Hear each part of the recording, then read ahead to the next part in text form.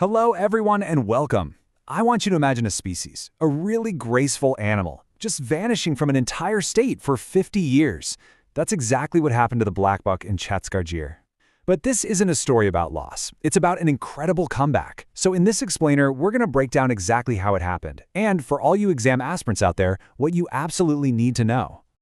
So here's how we're going to tackle this. First, we'll look at the legacy that was lost. Then, we'll dive into the mission to bring it back. We'll cover the challenges they faced, which were pretty serious. Then, the success and what's next.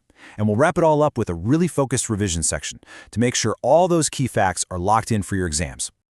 All right, so just how big was this problem? I mean, to really get why this comeback is such a big deal, you first have to understand just how bad things were for the Blackbuck in Chhattisgarh. I mean, just let that sink in for a second. 50 years. That means an entire generation, maybe two, grew up in the state without ever seeing a single Blackbuck in the wild. This was a huge hole in the ecosystem, and that's the challenge a group of dedicated people decided to take on. Okay, aspirants, this is a keyword for you, locally extinct. It's super important to know the difference here. It doesn't mean globally extinct. Thankfully, the species wasn't wiped off the planet. It just means it had completely disappeared from this one specific area, from Chhattisgarh. So this timeline really lays it all out. You can see, back in the 70s, their numbers just crashed because of poaching and habitat loss. Then, they were gone, declared locally extinct. And for decades, nothing. Until 2018, when the decision was made to try and turn back the clock. So 2018 was the year. A plan was put in motion. But how do you even start to bring a species back from a 50-year absence? Well, let's get into the nitty-gritty of the mission. Okay, here are the core details you need. The location was key, Barnawapara Wildlife Sanctuary. The authorities were the State Forest Department and Wildlife Board. And here's the exam gold right here, the protection status. Blackbucks are under Schedule I of the Wildlife Protection Act 1972. That's the highest level of protection, and it was absolutely vital for this project. Every great story needs a beginning, and this one started with the number 77. This wasn't just a random number of animals. This was a carefully selected founder population. You could call them the pioneers, tasked with restarting a legacy that had been gone for half a century. And where did these 77 pioneers come from? Well, this table shows it was a team effort. They brought 50 from the National Zoo in New Delhi and another 27 from the zoo in Bilaspur. This was a really smart move, because sourcing them from different places helped ensure genetic diversity, which is absolutely crucial for a healthy new population. But, in the world of conservation, things are rarely that simple. It wasn't just a case of releasing the animals and hoping for the best. The path to revival was tough, and the team faced some really heartbreaking setbacks. So, was it a smooth ride? Oh, absolutely not. Not even close. In fact, those first couple of years were incredibly difficult and really tested the resolve of the entire team. Yeah, this was a massive blow right at the beginning. Losing 8 of those precious founder animals to a pneumonia outbreak, that could have been the end of the project. But it wasn't. Instead, it became a wake-up call, and it forced them to get smarter and tougher with their strategy. And this is what they came up with. A brilliant two-pronged approach. You had the immediate short-term fixes, but the real game changer was the long-term strategy.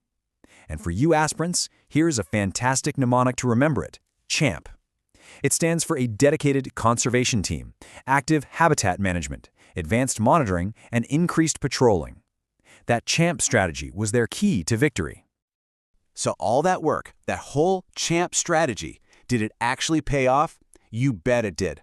Let's take a look at the incredible results that came from all that hard work and dedication. Here it is, the number that makes it all worth it. From that fragile starting group of 77, and remember, they lost a few early on, the Blackbuck population has now soared to 190. That is just a phenomenal success by any measure. Now let's break that 190 down, because how they're managing this population is really smart.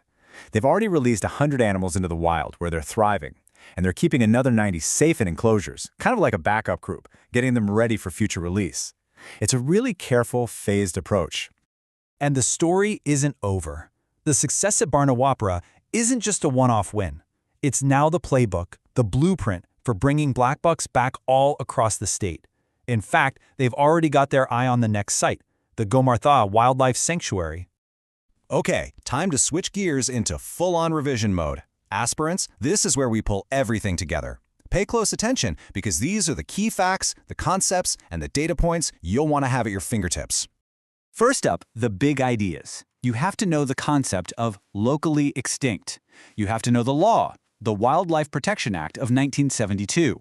And you absolutely must remember they're under Schedule 1, the highest level of protection. These are classic exam questions.